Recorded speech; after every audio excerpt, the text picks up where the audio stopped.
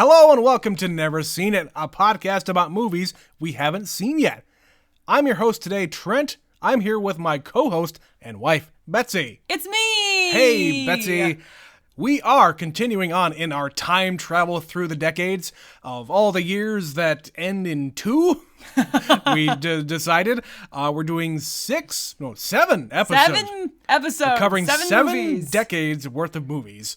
Doesn't seem like it's that much because it's only one per year per those things. Anyway, we have reached the 90s, 1992 to be exact. And Betsy, we are watching a quintessential 1992 movie? I don't know. On paper, it screams 1990s to me. We are watching White Man Can't Jump. Betsy, this is one I have actually seen, and you have not. I have not seen White Men Can't Jump. I cannot tell you the first time I watched this movie. I think I've only seen it once or twice. I remember enjoying it. But what can you tell me about it? I actually do not know very much about this movie. I know the 2 stars are Wesley Snipes and Woody Harrelson. Yeah. And we were looking into this earlier. This was actually in the latter years of Cheers. So this was when Woody Harrelson was still on a TV show. Still on Cheers. This is probably one of his first movies, at least the biggest movie he had probably made to date, at least. At least as a star. Right. For him to be on the poster. Yeah. And it's about basketball, ? Yes, it is. And we haven't really covered a lot of sports movies on this show yet. No, and I don't really know if this is true sports movie or it's just a movie that features a sport. It is a sports movie. Okay. I will tell you that much. We covered Field of Dreams is one. We covered Any Given Sunday. I think that's it. Probably. So this is number 3. We haven't done a golf movie. We haven't. Oh no, I guess we did King Richard. That's a tennis movie. You're right. Yes, you're right. That I consider that a sports movie. We'll eventually watch Bull Durham and get some golf in there. Well, that's the baseball one. You're thinking that Tin Cup. Tin Cup. That's the other one. Jeez. I haven't seen that one. I haven't seen either one of them. I've seen Bull Durham once. Okay. I don't remember if it was any good because I think I was too young to understand. That was back when Costner was just doing everything. Listen, we've talked about this before. The things he does well, Westerns and baseball movies. I beg to differ on the sports movies. But anyway, we're still talking about White Man Can't Jump. Of course, 1992, Betsy. This was very much the introduction, for lack of a better word, the introduction of the hip-hop culture into mainstream America, which is to say, white people. White people! Yes, that's your 2 hosts right sitting here.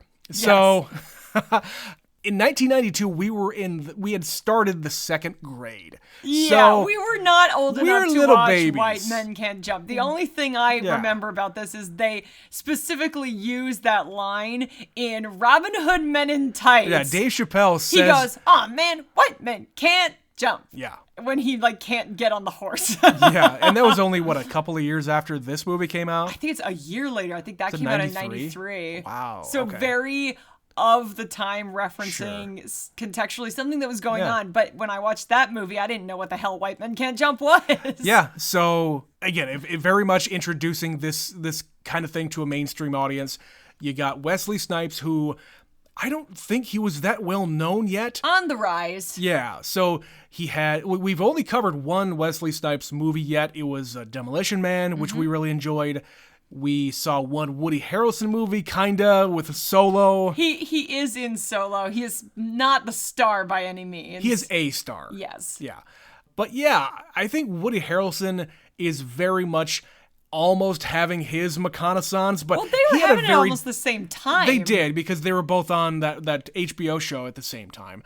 But Woody Harrelson never had the romantic comedy phase that McConaughey did. In the 90s, Woody Harrelson made a lot of weird movies. He did. We were talking before, I watched Kingpin. Kingpin was a big hit in our house because we were a bowling house for some reason. We watched anything having to do with bowling, and Kingpin is very much that, but it's a Farrelly Brothers movie, is it not? Yeah, so I it's think like so. kind of weird, gross out humor at times. Yeah, I don't like that one very much. It's I've okay. I've also not seen it except maybe once all the way through. God. I didn't love it. I haven't seen that movie in over 20 years, I think. Yeah. I'm surprised you didn't have the Big Lebowski on in your house more. No, I didn't see Lebowski until, it was maybe 10 to 15 years ago. Yeah. Anyway, we're off topic here. Woody Harrelson, I haven't seen a ton of his stuff. His recent stuff, moreover. Like, he was in the Hunger Games movies just as kind of a side character. But he's getting more serious work. Yeah, he's been nominated for an Academy Award. Yeah. Go figure. Yeah, and The of course... guy from Cheers. Right. And of course, everybody knows the troubles that Wesley Snipes went through in his personal life. We're not going to get into that.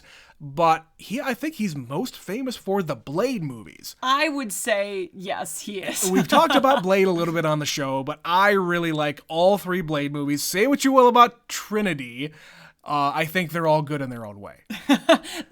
They're not the worst movies of all time. They're entertaining. They are what they are. The original Blade is a fucking classic. If you know going in that you are going to watch an absurd movie, you'll probably like Blade and all three of them. And I'm very much looking forward to the Mahershala Ali Blade movie coming up. I am intrigued by them reinventing Blade in this modern era. In the MCU. But anyway, yeah, and we're not really talking too much about the movie here because I don't remember a lot about it. Betsy doesn't know anything. I genuinely know like anything about it. For a movie that's been around 30 years, yeah, I've had ample opportunity and time to watch this, and I just never have. Yeah. So yes, 1992, White Man Can't Jump. We're going to go watch it right now. We will be right back.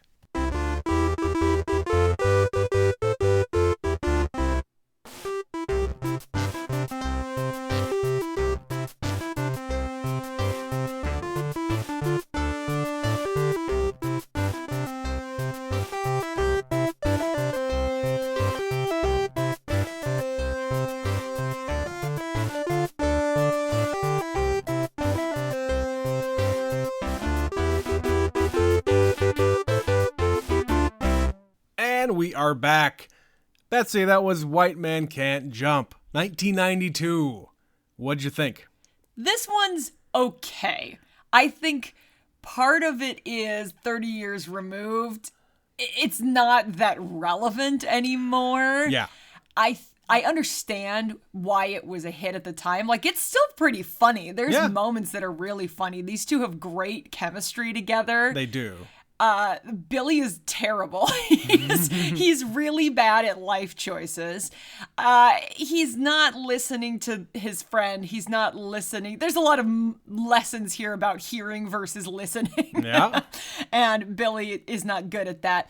But yeah, overall, I didn't really take that many notes because not a lot happens in this movie. Yeah, you have a few of the basketball games where there's a whole lot of trash talking. I think the best part of the movie is the trash talking. Absolutely. Like we talked in the last couple episodes, the whole point of what we're doing here when we picked these movies for these years, we were trying to pick things that really were culturally significant or they represented the time or they really fit. This movie screams 1992. This is why I chose this one. It's screaming 1992. And I hadn't really thought about it until I saw the man wearing the Michael Jordan Chicago Bulls jersey, that this is in year number 2 of the three-peat. Yeah. So this is when basketball was sweeping the country. This is another guy wearing the Magic Johnson jersey.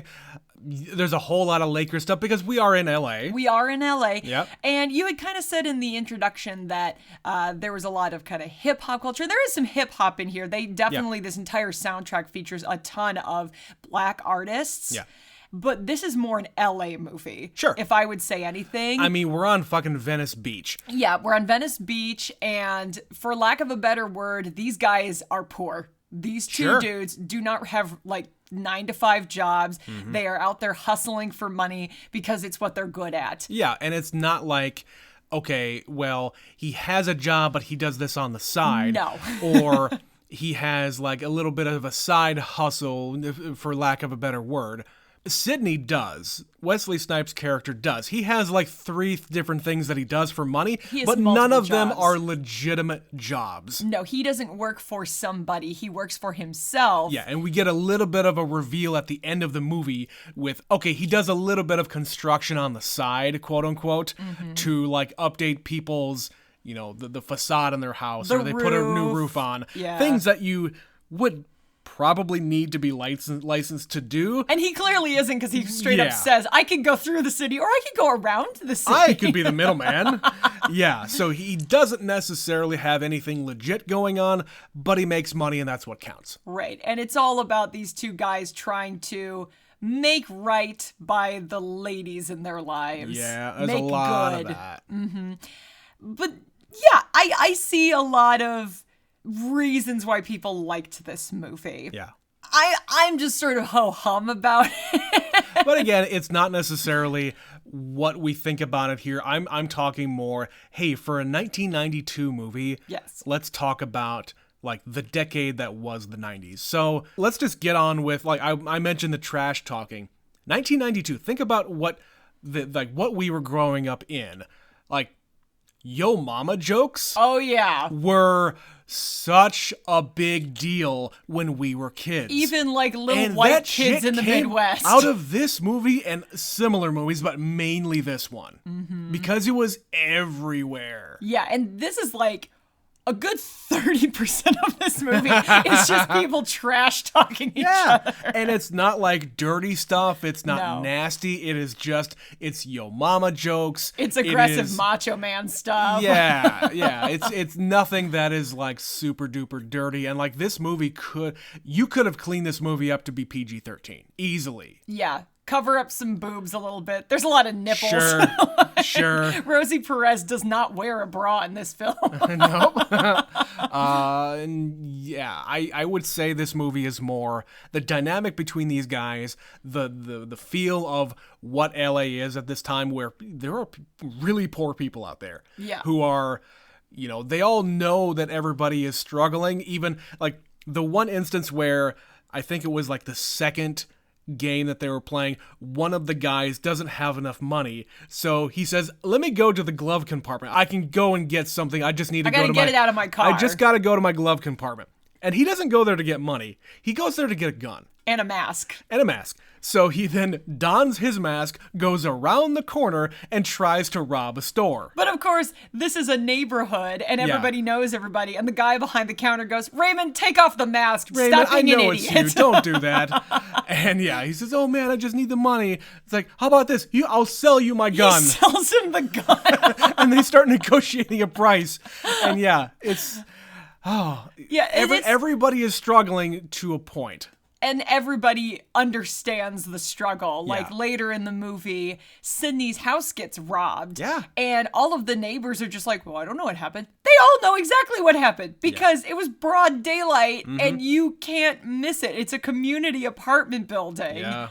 And nobody helps out because that's the thing. They're all in it together, but they all help each other cover things like that up too. Right. It's also they're not gonna rat each other out. It's a culture of like not snitching, quote unquote. Yeah. Like don't talk to the cops, which I totally understand. Yeah, there's like no cops in this movie. Hardly. Which again, for 1992, that's probably a good choice. LA for what was going on in Los Angeles in the early 90s. Nobody wants to see the LAPD. No. They would have been booed tremendously. This movie would have been boycotted. But these guys only get in trouble with each other. Yeah. And the guys in the neighborhood who they're trying to hustle or who hustle them.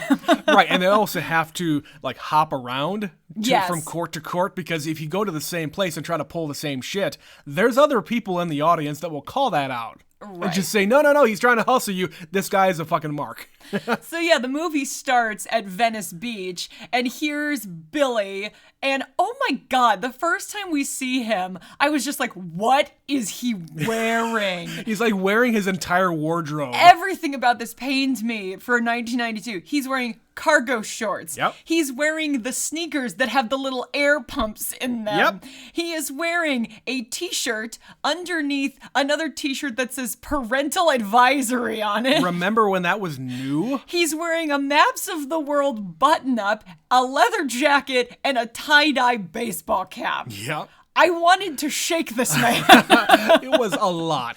And I get it. He explains, like, if I show up looking like this, everybody thinks I'm a chump. Yep. And you all buy it. Because he's a hustler. Yeah. And he's this white dude going into black neighborhoods to hustle black guys. And we get a little bit of a history with him later on in the movie where he did play college basketball, but it just didn't work out. And he's just been doing this ever since. To make a little money. And in reality, that is Woody Harrelson himself. He played college basketball in real life. I did not know that. Wesley Snipes did not. Look, for that being said, you can tell that Woody Harrelson knows how to play baskall when watching this movie. Totally. There's a lot of sports movies where you can tell it's a different person taking the shots, it's a different person guarding, it is shoddily done because to pass it off. But for the most part, it's him. Yeah. I didn't notice any doubles for Woody Harrelson. I also didn't notice any doubles for Wesley Snipes. Well, but for a guy who didn't know how to play basketball, they shot it in such a way that you could have fooled me. Sure. And like you could see definitely he is doing some of the moves, but not necessarily all of them. Right. Because he's at least an athletic guy. He is definitely in shape. He's a dude who is very muscular and nimble, and he can learn. Yeah, I mean, dude got famous for like learning a whole bunch of like martial arts later on. He kind of did all that in Demolition Man, didn't he? That too, yeah. Yeah, he was fighting in that movie. So this is about the same time. Dude can learn for sure. Absolutely. So yeah, I'm not surprised that Woody Harrelson actually could play basketball, but I didn't know that until you just told me. Right. So speaking of the outfits, that was the opening scene, and then in the next scene is the first time he is like in the sidelines watching them play a game. So Woody is sitting there watching Wesley play a game, and they bring him in at the last minute because one guy says, no, I pulled something. My bunions are acting up. And they pick him because he looks like a schmuck. Yeah.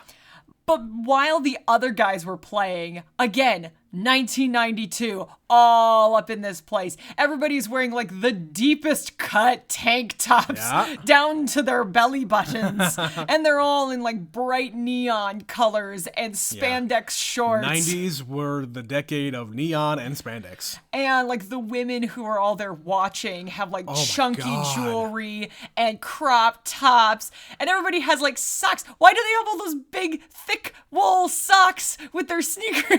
If there was anything that bothered me, this is probably summer. You all are wearing way too much clothing. If nothing else, it's Los Angeles, which is always pretty warm. Sure.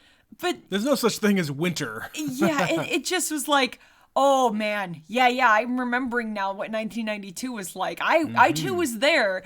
I never dressed like that because I wasn't an adult. I didn't have fashion, but I knew about it. You knew about it because it was just everywhere. Yeah, that was the stuff. It's coming back trend. Don't get us started about the 90s coming back fashion-wise. And before we kind of move on from that whole scene of them meeting for the first time and whatnot. They're meet cute. Yes. Can you think of another movie that has this particular basketball court on Venice Beach in it? This specific one? This specific one. I have no idea. It is famously in the beginning of a different, close to the beginning of a different movie that came out in 1998. Is it Romeo and Juliet? It might be. I don't remember. Because that's also, I think, on Venice Beach. It's very possible. But what I'm talking about is the Edward Norton movie, American History X. Oh. It is where the white guys and the black guys play each other for control of those courts. Really? Yes. I had no idea they did that there. Because that entire movie is it's a Venice Beach thing. Apparently that's where a lot of skinheads were hanging out in the 90s. So again, relevant to the time. Yes. In the 90s, white versus black was already a very prevalent issue. In film, yes. In film, yeah. But it was kind of beginning to be more of a common thing to have talks about at the very least. Because you had all the riots, you had the Rodney King thing, you had all of this stuff was just bubbling up to the surface in the 90s, and people just didn't want to talk about it. What better way to do it than to put it on film? Well, and to show people actually getting along. Sure. Like these two, they have nothing against each other other than they're both hustlers. They're just both hustlers. They don't know anything else. With like big mouths. They don't shut up. Yeah, and them having this dynamic between each other, none of it is ever racially based at all. Oh no, when they're making fun of each other, like he's calling him, what is he, Brady Bunch? Yeah. He calls him Brady Bunch, and he's just laughing like, ha, you called me Brady Bunch. Yeah, that's clever. Yeah, he loves it. He loves it because he doesn't give a shit. Yeah. And he's thinking, I'm there to play ball and make money. That's it. And I don't care what you call me. They all kind of acknowledge that he's a schmuck, but they also acknowledge he can play the game. Right. And as long as you're not going in there just slinging a bunch of slurs, then you're going to be fine. And there's not really any in this movie. No. I think there's like one time that Wesley uses the N-word. Yes, and I think that's about it. That's about it. Yeah. But yeah, this cast is actually not that diverse in so much that Woody Harrelson's kind of the only white guy that shows up apart from Alex Trebek, the most Canadian white man in the world. We'll get to that later.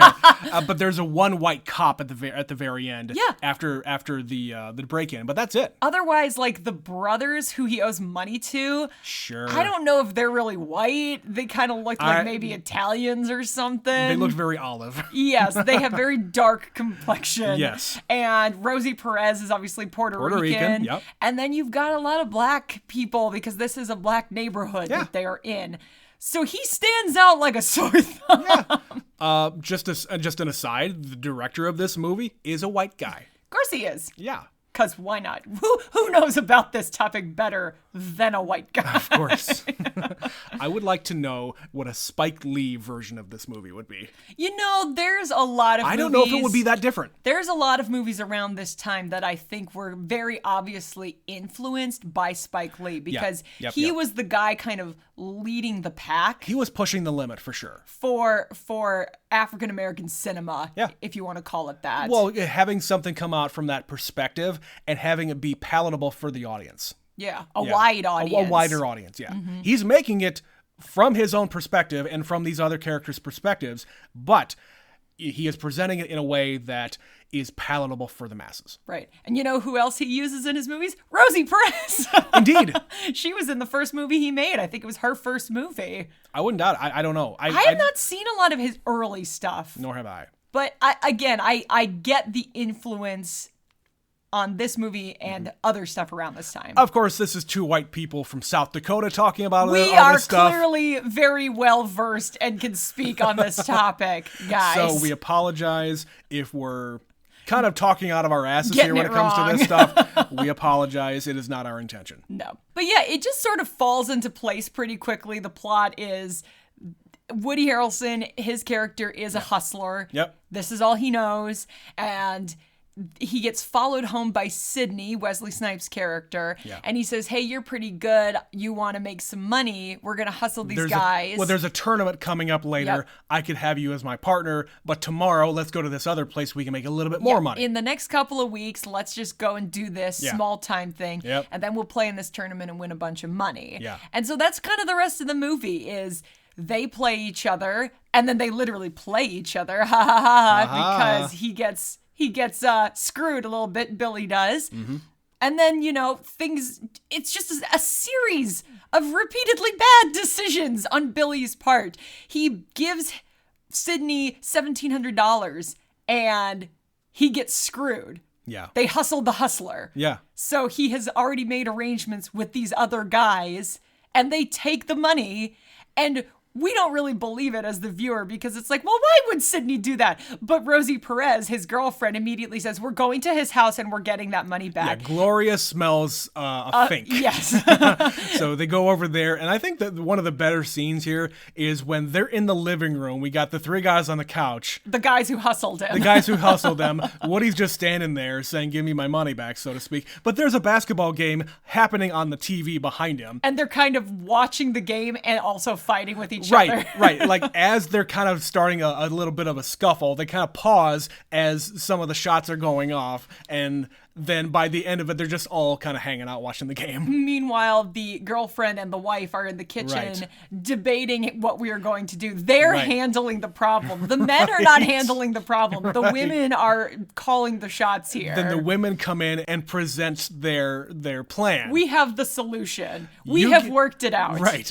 You guys are going to go play in this tournament. You guys are going to kiss and make up or whatever it is that you do. And you're going to get us our money back. And you're going to go win that money. Yeah.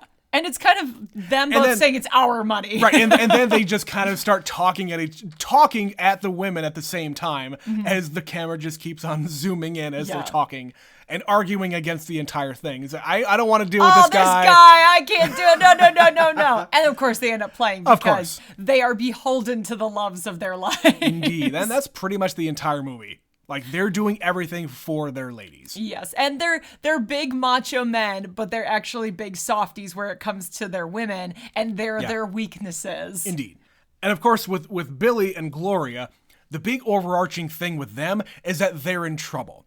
They're in debt to these two brothers from New Jersey, I guess, and they owe $8,000 to them, apparently, because Billy was involved in a game that was supposed to be rigged. So they had money riding on the brothers had money riding on the game. He was supposed to blow the game, but then the people that he was playing against called him a honky, and he decided, you know what, fuck this, I'm gonna win the game, fuck whatever happens to me later. And he does this several times in the movie. He knows what he's supposed to do, and he doesn't because he's got an ego and anger issue. He's got issues. So they have it out for him. Like, early on in the movie, they have their little...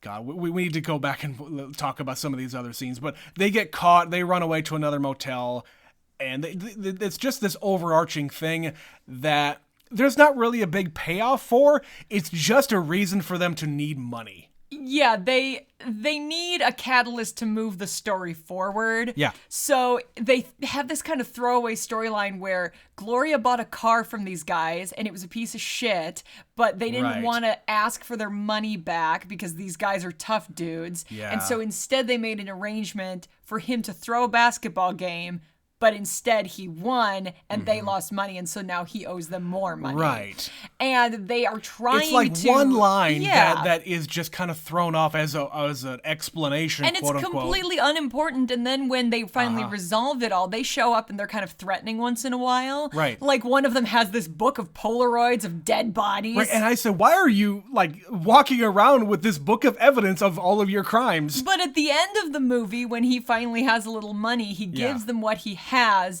and then we see him lying dead on the ground with blood coming out of their mouth, and they're taking a picture, but he's not really dead, he's posing. They just like it for leverage. So they basically are a couple of phonies just looking for some street cred. They liken themselves to be these tough guys. Yeah, so they're not even that big a threat. These guys that he owes money to, he fixes the problem and all is well.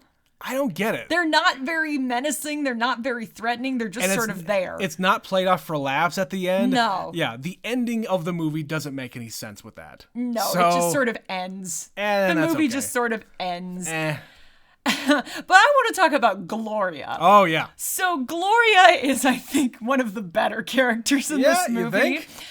Because Rosie Perez, when she shows up, is just 100%, that's just who she is. Yeah. She is this fast-talking Puerto Rican from the Bronx who is, you know, this hot little thing dating whoever she is playing opposite. Yeah. And they all adore her. And in this movie, her obsession is getting on Jeopardy and winning money. And she keeps saying, they're going to call me, Jeopardy's going to call me. And she is like, got pictures of the presidents of the United States on her wall and like little notes. She's reading an almanac. Yeah, she's reading almanacs and encyclopedias and just trying to think of all of the different foods that begin with the letter Q. And she keeps putting up with this stupid man. But like they show her drinking several times throughout the movie. Yeah. And again, it's not really talked about. It's not really resolved. Like he kind of says, well, what's that about? Yeah. And they show her like drinking when he's in the shower. Yeah. And she like sneaks one. She sneaks the drink in. And later after the tournament, she's sitting there waiting for him drinking a bottle of wine. Mm-hmm. And when she's at Sydney's house, she has a drink. So they sort of allude to it, but again, it's sort of not important. I don't think there's a problem there, but maybe there used to be. I don't know. But they don't explain it. They so don't. It's like, what is they the don't really point of continuing to show this? Yeah. Maybe, like I said, it's just kind of one more thing about the character that isn't paid off. It's not resolved. Yeah. So it's just kind of annoying that it's there when it's not resolved. There's a lot of little things like that in this movie where it's just not resolved. Which is why I'm like, it's just okay. Like I like closure. I like resolution. I think like the movie is just under 2 hours. I think you could have cleaned this up and made it an even hour and a half. Probably. And it would have been a better, tighter movie. Probably. So. But she finally gets her big shot because she leaves after Billy loses the money for like the 19th time. Right. And they have this history of her leaving and her coming back and her leaving and her coming back. Yeah. She leaves him again and hitchhikes in 1992 in Los Angeles. You know, a great decision. Well, even Billy says, this is LA. You can't hitchhike. Don't do that. But she does it anyway. And he figures out a way because one of the guys he played basketball against with Sydney is one of his buddies. He's a security guard at the TV lot, like at the studio where they film Jeopardy. It's LA, folks. And he manages to get her on the show. And this was a glorious, glorious scene. Yes. After Billy has to go through a ridiculous trial, he has to not only make a basket from far away, it was farther away than what he thought. He has to do a hook shot. Yep. At least he was able to use his dominant hand. And he makes it. He makes it. So he wins the little bet, which he does not do very often in this movie, gets her on the show, and it's wonderful 1992 Jeopardy. So this is like early days of Jeopardy. And this is the real ass set. This is actually Alex Trebek and the announcer. You've got the giant neon Jeopardy sign. You've got the little television screen. The wall of TVs. Yep. The little ball, the round Jeopardy ball logo. Yep. And she is going up against an English professor and a rocket scientist. And she wins. And she kicks fucking ass. The former disco queen. From Brooklyn, I guess they say, not from the Bronx, but from Brooklyn. And she kicks ass. And it's just like, what's the daily double? The forbidden fruit in the Bible. What is a quince? Why do you know that? Because she learned it. Of course the category is foods that start with Q. Why would that be a category on Jeopardy? You know, I think it works. It's like fine, okay, I'll buy it because it's a funny scene. I've seen enough Jeopardy to buy it. Like, they would actually have that as a category. Yeah, she's not good at the sports category, but she gets the weird category. Right, she answers a basketball question with a baseball man. Yeah, she's not so good at sports. That's okay. But she wins, she takes him back because he sings to her. No, not only that, he wrote a song about a conversation that they had earlier in the movie about dry mouth. Good Lord. The state of, what did she say? Something about like dry mouthedness. Yes. The soliloquies that come out of her mouth on a couple of different occasions in this movie are just great. They're also one of those couples that they clearly love each other, but they're really bad for each other. Oh yeah, I know a few of those. So it's kind of that thing where it's probably best that you leave him and stay left. Take the money that you won. Thank him for getting you on the show, but you're the one who earned it by knowing all that shit. Yeah, like every time she takes him back, he fucks it up immediately. At the end of the movie, they just got back together. Right. And she gives him $2,000 to go off and buy some new clothes, get a change. new wardrobe, get yourself a job. and then we can be together. I'm giving you this opportunity. I don't care about the money. I want you to do this. Right, I'm doing this for you. I'm thinking about the future, and I'm thinking about your future. Right. But Sydney shows up and says, oh, those two guys, those hustlers from our youth. Those legendary men. Those legendary guys are in town. Yep. And we could play them and we could win them. We could win. We could beat them. Yeah, they're over the hill. We guarantee it's going to happen. And she just goes up to him and says, goodbye, Billy. Yep, I love you. Done. Goodbye. I'm done. Yep. And at the end, he says, she's not coming back. She's left me a lot. Yeah. And she comes back. But she's not coming back this And she's time. got this whole plan. She's talking to him on rollerblades. They're walking. Did you see that? Uh-huh. Yeah, rollerblades. With her Walkman. In 1992. I didn't even think rollerblades were a thing in 92. They were starting to be. In California, they California, probably definitely. were. They did not reach South Dakota until the mid-90s. A little later. Yeah, anyway. But yeah, she's got this whole plan where she gets to go back on Jeopardy. She gets to be the returning champion. And she thinks, oh yeah, I could probably win about $80,000. Which in 92, that's a lot of money. That is a lot of money. That's a lot of money. But he's not listening, Trent. He's only hearing her. Well, and she keeps on saying, okay, I could get some acting lessons. I could go, get onto a soap opera, get on TV, and then eventually get onto the big screen. She's got plans, and he doesn't. Nope. He doesn't even want to try to get a job by going to get real clothes. He's just like, ugh, a job. A job. Yeah, but I'm good at what I'm doing right now. But you're not. And I want to help out Sydney, my friend, who I've been through so much with in a couple of weeks. 2 weeks. They're best like of that. friends. They don't portray them as the best of friends. Guys are weird when it comes to friendship. They are. I would know. And there's just a lot of stuff that happens in that short span, so I get it. And Sydney even says there's a small part of me that, despite my best efforts, right. I like you. I like you. Yeah. That's as close to an admission of love as you're going to get from this man. Sure. But yeah, Billy just is terrible with money. He's terrible at life choices. He fucks everything up, and Gloria knows he's going to fuck it up, and he even knows he's going to fuck it up. Yeah. They win the basketball tournament, the 2-on-2, the TTBBT. Yep. They win the tournament, they win the $5,000, and on the way home, he says, I can dunk the basketball. I'll bet you half of my winnings. Why would you immediately go to that amount? He's got this insecurity about him that, oh man, no, I know that you think that I can't dunk. But I can. But I absolutely can. I'm the best in the biz. And then he pulls it back a little bit once they get there, saying, I need 3 tries. And he doesn't even believe in himself. Yeah. And he takes a shot and he misses, so he takes off his sweatshirt. He takes a shot and he misses, so he takes off his sweatpants. And all the time, Wesley is just berating him. Getting in his head. Getting in his head and saying the name of the movie. He said the name of the movie! And he finally just does not do it. Even after he gives him a pump. Yeah, he's like ready to... Give me a lift. I know what you need. I know what you need. He's going to lift him up. He does the thing where he puts his hands out and he's going to throw him up there. Then he squats down and squeezes his little shoes. Which again, those did nothing. Guys, for those of you who were not there, these shoes, let me describe them to you, dear listeners, because I know some of you have never heard of this. Mm-hmm. They had a little basketball-shaped piece of rubber on the tongue of the shoe. Yep. And if you squeezed it, it supposedly pumped your shoes full of air and gave you more support. Bullshit. They did nothing. It was just a gimmick, and everybody fucking bought it. Yeah. We loved that garbage. It does as much for you as putting lights in your shoes. I would say it does less because lights at least make me happy. I still to this day would happily accept a pair of light up shoes. Yes, Betsy. LA lights really made me happy too. I think that's what they're called anyway. It's been 30 years. Yes. I keep going back and forth about this movie. Like I said, I have seen it maybe once or twice. I did not remember how it ended because it just kind of ends with a fart.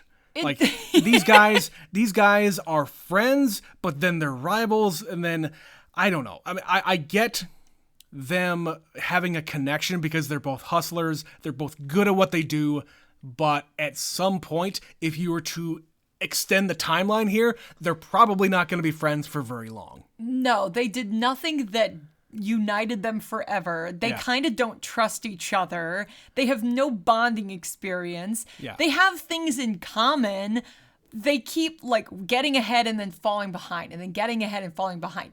And in Wesley Snipes' case, it's not entirely his fault. Sure. But it definitely is for Woody Harrelson's character. And like they go and they play those guys, the old timers, and they beat them. And of course, you get the climactic moment of Woody Harrelson can jump and he dunks the ball. He does the alley-oop dunk. The alley-oop dunk. So he dunks it. Everybody is amazed. He can, in fact, dunk the ball. And then he goes back and Gloria's gone. Right. And that's the end of that. And Yep. so he gets caught by the brothers. He poses. And then the two of them are just like in silhouette on Venice Beach at sunset, yelling at each other. And credits. And the movie's over. Yeah. But you're right. There's nothing that speaks to me that these two are going to be together forever. They're not buddy-buddy enough. Like, Billy says, I need a job. Can you help get me a job? Do you have any references? You're my reference. Right. Because he works in construction. He could probably get him a gig. But they don't even like each other that much. He has no marketable skills. That we know of. He doesn't seem all that interested in having a job. Yeah. Let alone getting a job. I feel like Billy is going to be another Sidney. He's just going to do some side hustles here and there. He's not disciplined enough to have a job. No, they're just sort of floating through life. Yeah. And they have women who tolerate them. But you know what? Sidney is actually grounded in a way because he's got a wife and kid. Yes, they do, in fact, run his life a little more than Billy allowed Gloria to run his. Right. All right, Betsy. What is there any other things you wanted to talk about here before we get out of here?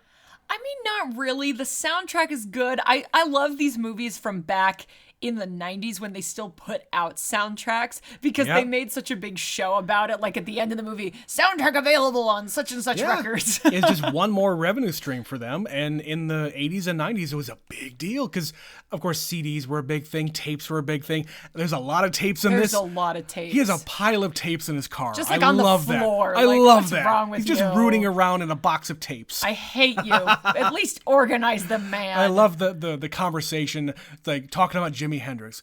Come on, a white man can't appreciate Jimi Hendrix. I'm just listening to him, man. No, you're listening to him. You're not hearing him. Yeah, you're not listening to him. And then there's the joke about, oh no, Jimi Hendrix, his entire rhythm section is white. What are you talking about? Everybody in his band is white. Right. Yeah. Can you think of the last time a movie soundtrack topped the charts? It's usually just a single. Guardians of the Galaxy. Oh, that's fair. That's the only thing I can think of. It's so pivotal to the plot of the movie. Yes, it is. That it became very significant. Yeah. But like talking about this being in 1992, it was kind of a throwaway thing, but I think it's very important. At the very, very end, they're talking about the Jimi Hendrix thing again. And Billy says to Sidney, oh man, don't be dissing on Jimmy. The word dissing, what did he say? He said, don't be dissing on Jimmy. You just learned that word. Because he learned it from the people he was hanging around with who were all black. It never occurred to me that dissing would have been about this time. It was not in the lexicon yet for the general public. No, I don't know when I heard that word first. It's been long enough that I know that word. Right.